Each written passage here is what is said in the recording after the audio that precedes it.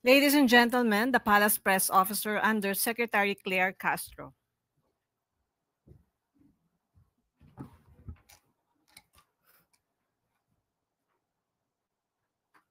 Magandang araw, Malacanang Press Corps. Panibagong investment sa administrasyon ni Pangulong Ferdinand R. Marcos Jr., una sa Pilipinas, una sa Southeast Asia. Isang leading company sa renewable energy ang nagkaroon ng courtesy call kay Pangulong Ferdinand R. Marcos Jr. kaninang umaga upang ipahayag ang kanilang kumpiyansa na mag-invest sa renewable energy sa bansa. Ang Copenhagen Infrastructure Partners o CIP ay isa lang sa mga investors na nagpahayag ng tiwala sa pamumuhunan dito sa Pilipinas sa pamamagitan ng kanilang partner na ASEN Renewable Energy Solutions. Sa panayam kay Pangulong Marcos Jr., binigyan diin ng kumpanya na pinili nilang mag-invest sa Pilipinas dahil sa magandang lokasyon nito at sa magandang hangarin ni Pangulong Marcos Jr. na mag-shift sa renewable energy. Ayon kay Pangulong Marcos Jr., mahalaga ang investment ng kumpanya dahil sa hangarin ng pamahalaan na mag-shift mula sa fossil fuels patungong renewable energy. Ang CIP ay may commitment na magtayo ng kanilang unang $3 billion offshore wind farm project na itatayo sa Camarines Sur, ang kanilang kauna-unahang project sa Southeast Asia. Sa ganitong investment, patunay lamang na mataas pa rin ang kumpiyansa ng mga dayuhang investors na mamuhunan sa Pilipinas.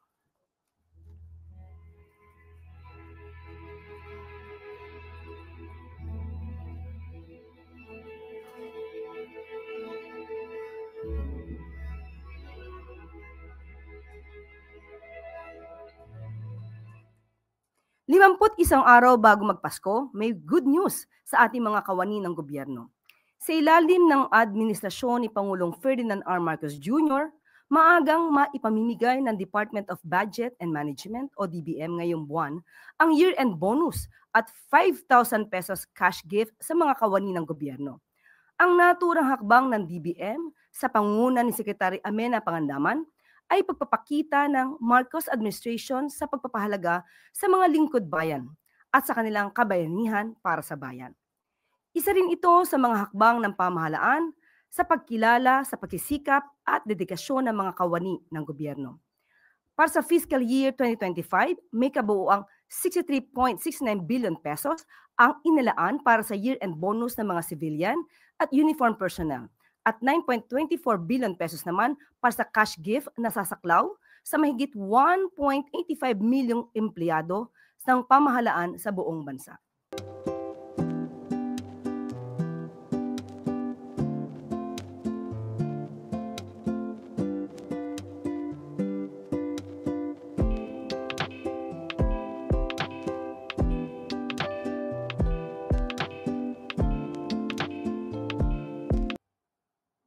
Ibalik ang pera sa taumbayan.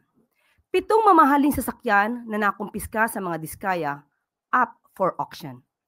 Bilang bahagi sa mga hakbang ng administrasyon ni Pangulong Ferdinand R. Marcos Jr. na maibalik sa taumbayan ang perang nakulimbat sa mga maanumalyang flood control projects. Isa sa ilalim sa public auction ang 7 luxury vehicles na pagmamay-ari ng mga diskaya. Ayon sa Bureau of Customs o BOC, sa pangunguna ni Commissioner Ariel Nepomuceno, ang BOC Port of Manila ay magsasagawa ng public auction through sealed bidding sa mga sasakyan na nakumpiska ng ahensya noong nakaraang buwan. Kabilang sa mga sasakyan na isusubasta ay ang Toyota Tundra, Toyota Sequoia, Mercedes-Benz G63, MAG, Mercedes-Benz G500, Lincoln Navigator L at Bentley Bentayga. Kabilang din dito ang Rolls-Royce Cullinan na binili ng mga diskaya dahil sa libreng payong. Para sa mga interesadong individual, mayroong public viewing na gaganapin ang BOC ngayong November 10 to 12 sa PUC Parking Area Ocom Grounds. Gaganapin naman ang auction ngayong November 17 sa Ocom Building, BOC Port Area sa Manila. Para sa karagdagang detalye, bisitahin ang website ng BOC.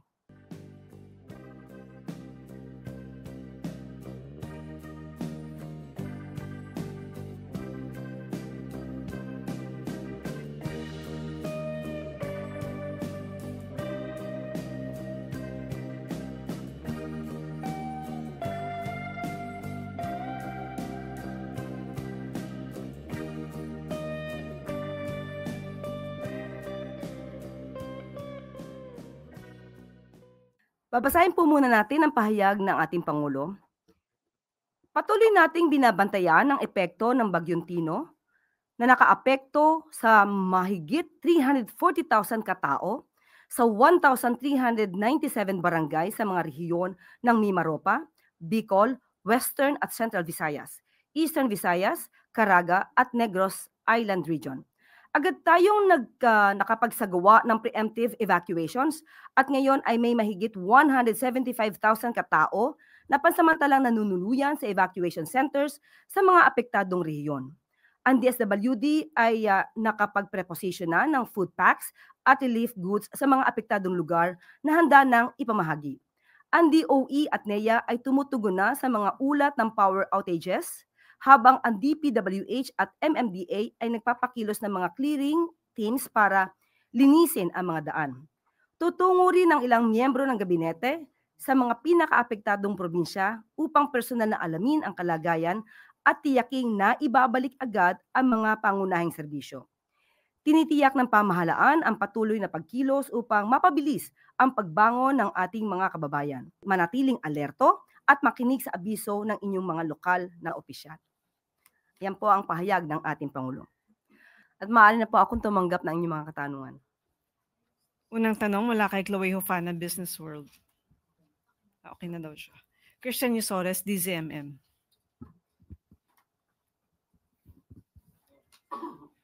Magandang hapon, Yusek. Batay po sa resulta ng SWS survey nitong September 2025, 50% daw po ng mga pamilyang Pilipino ang nagsasabi na sila ay mahirap, a slight increase from the 49% last June.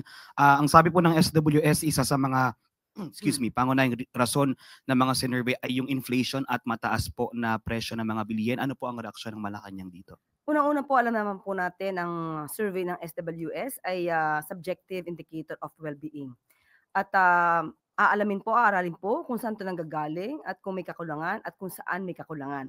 At aalamin din po ang pinaka-official data mula sa PSA na siyang gumagamit ng objective and income-based measure.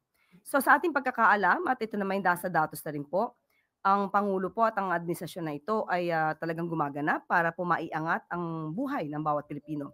Nandiyan po ang report na meron po tayong 96.1% na pagtaas. Ang employment rate po natin ay nasa 96.1%. At pati po ang inflation rate, 1.7%. Ito po ay within the projected target ng 2 to 4%. At nandiyan din po ang programa ng DSWD, yung Walang Gutom, kung saan po sinasabi niyo hunger among beneficiaries drops 7.2%. Nandiyan din po ang Kalahi CIDSS na programa ng DSWD.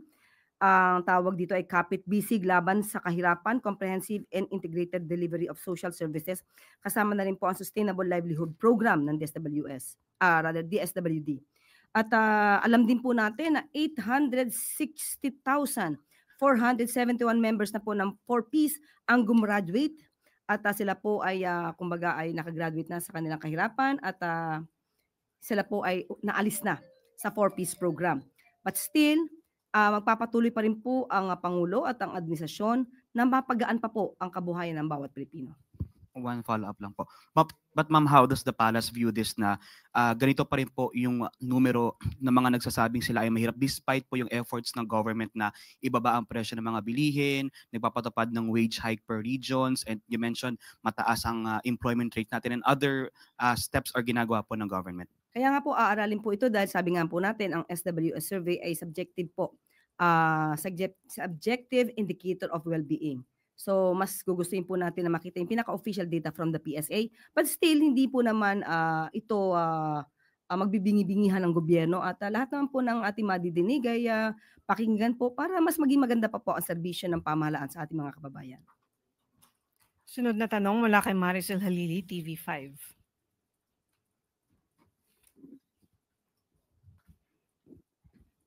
Good afternoon. Ma'am, former Solgen Hilbay mentioned that there's no need to have another law if the purpose is to ensure independence of the Independent Commission for Infrastructure and to add more power. He feels that it's ignorant and it's impractical. Does Malacanang share the same view?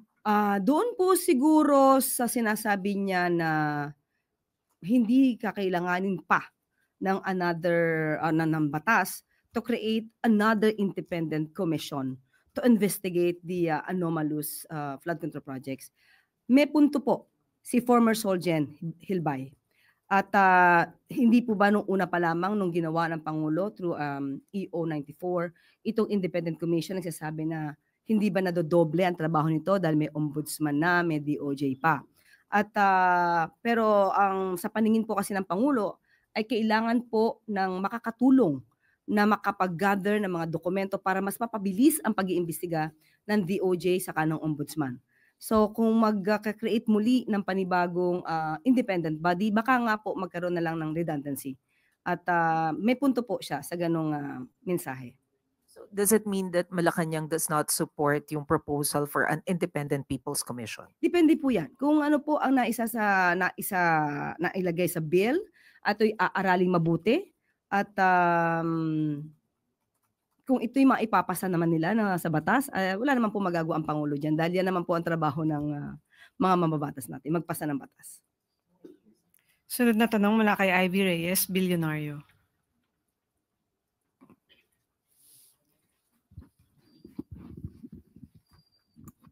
Hi, ma'am. Good morning. The Philippine Stock Exchange dropped to its lowest in 7 months. The last time it was this low was April pa po. And last month on October 2, BDO Capital also weighed in on the PSE's performance and said that the downside risk is really, and I quote, more on the political front because our corporates are doing well. Is Malacanang still positive that we've restored investor confidence? Sa ngayon po, nakita po natin, ilang oras lamang ay sinasabi nag-stabilize rin po ang value ng ating peso. So, confident pa rin po na ito ay malalagpasan ng ating gobyerno. Unang-una po dahil nandyan din po ang mga tulong ng BPOs, nandyan din po ang tulong ng OFWs, ang tourism, pati po yung fast economic growth natin. At meron siguro mga panapanahon na nangyayari mga ganito. Pero ibibigay ko po ang detalye nito kapag ka po naibigay na po ang mensahe at komento ni Secretary Frederick Go at ng DBM, ng DOF at ni DepDev. Bibigyan ko po kayo ng pinakadetalye patungkol po dito. Sunod na tanong mula kay Clizel Pardilla, PTV. Good morning po, Yusek.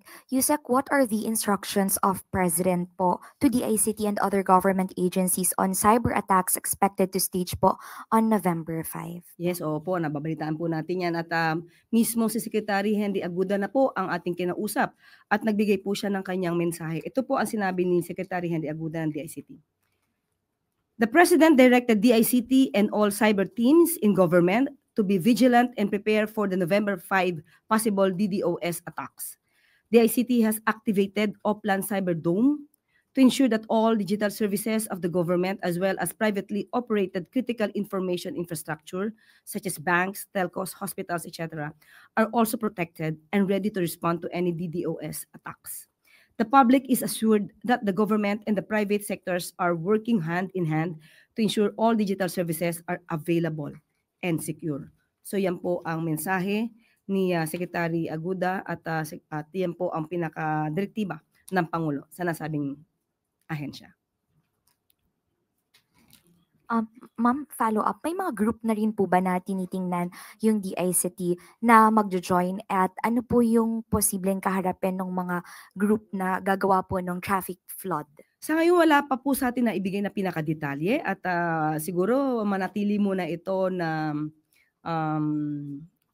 hindi mo na ipaalam para hindi naman magkaroon ng yung kanilang magiging trabaho makita na agad ng mga nagnanais na gumambala at sumira no sa maaaring gawin sa ating gobyerno. Okay. Ma'am, tama no, yung mga online services posibleng maapektahan pero people can still go directly sa mga agencies for in-person services. Yes, opo. Yan naman po ang assurance ng DICT. Sunod na tanong mula kay Tristan Nadalo, Newswatch Plus. Hi, Yusek. Good afternoon. Yusek, the House of Representatives is set to investigate the Manila Bay Dolomite Beach project on November 17.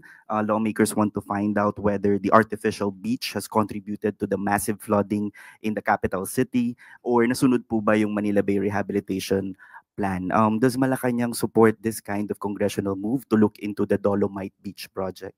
Unang-una po, muli, papaalala natin na may separation of powers. So kung ano po ang magiging trabaho at gagawing mga hakbang ng House of Representatives sa pag-iimbestiga dito sa Dolomite Beach, ay yan po ay kanilang trabaho at hindi po hahadlang sa anumang hakbang ang Pangulo patungkol dyan. At maaari na rin po talaga maging hakbang ito para makita kung talaga ba itong nagkaroon ng anomalya, kung mayroon bang naidulot ito sa nangyayaring pagbaha sa Metro Manila at kung nakaapekto to sa kalikasan ng ating bansa.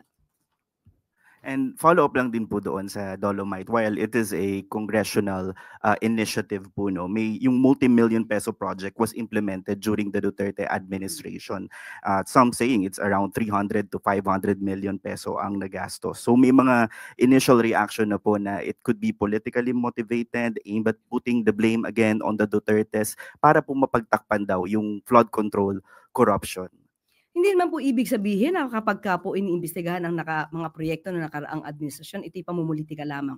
Ibig po sabihin kapag pinaiimbestigahan ang nakaraan proyekto na naganap or nagawa ng nakaraang administrasyon, dapat hindi na ito paimbestigahan dahil otherwise it will be considered as politicizing.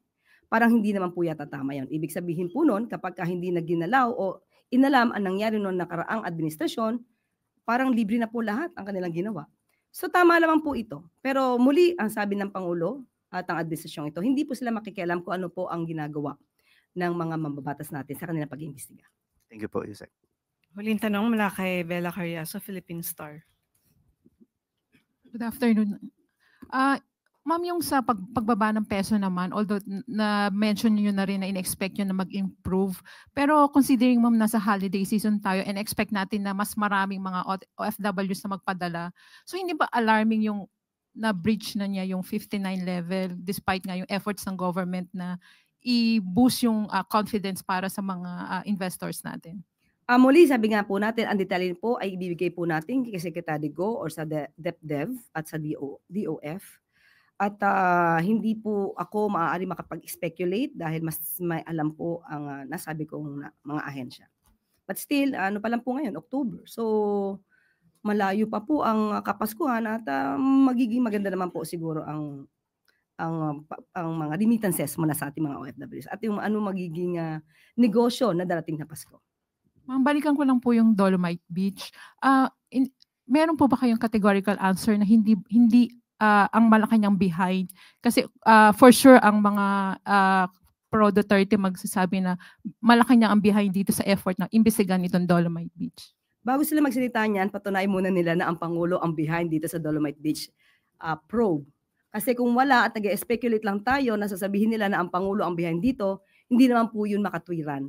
At unfair naman po yan sa Pangulo. So patunayan muna nila na ang Pangulo ang behind dito. Habol ng tanong po mula kay Christian Bascones, PRTV.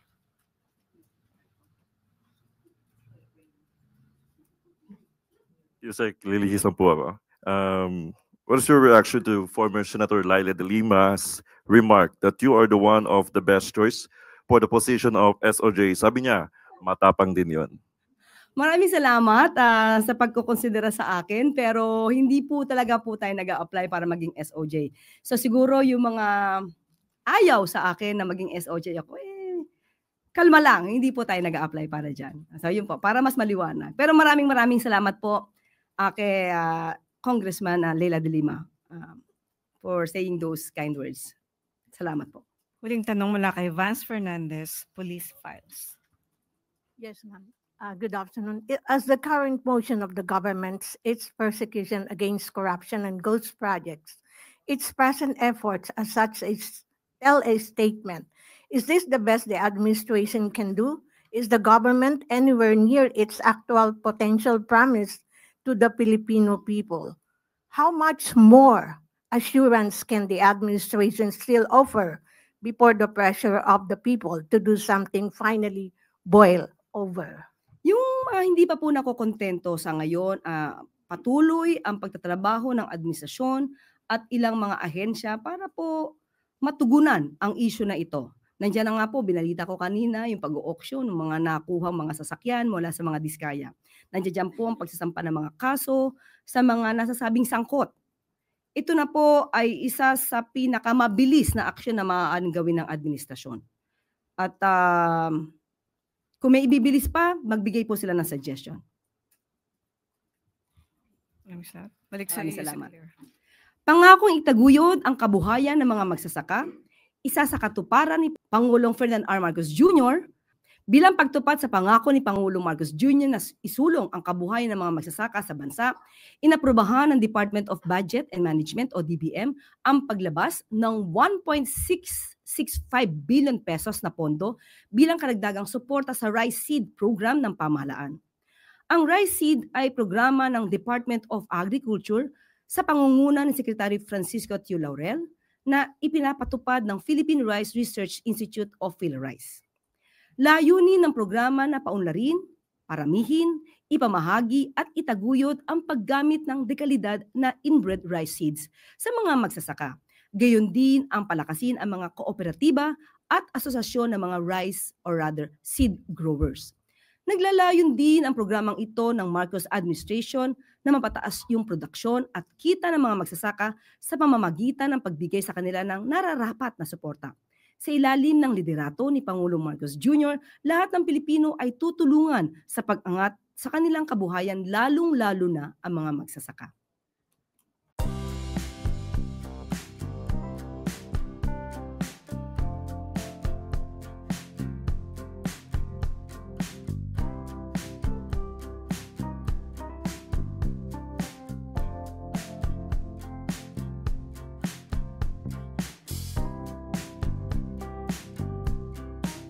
Ibida ang kultura at ganda ng Pilipinas.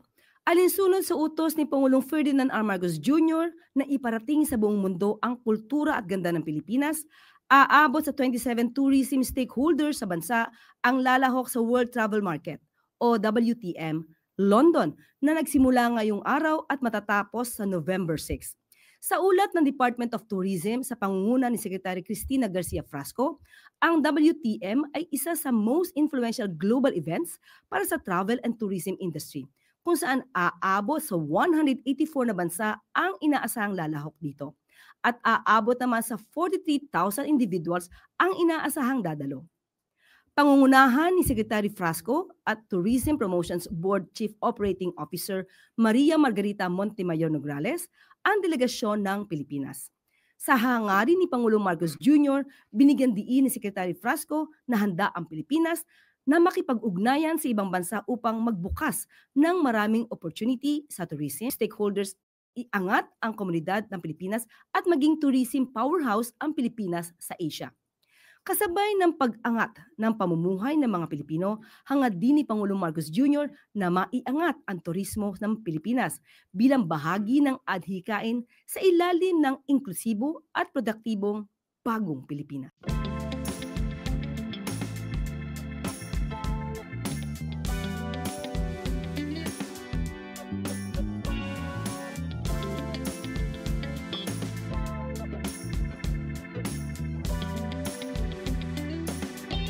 At dito na po nagtatapos ang ating press briefing. Magandang araw para sa bagong Pilipinas.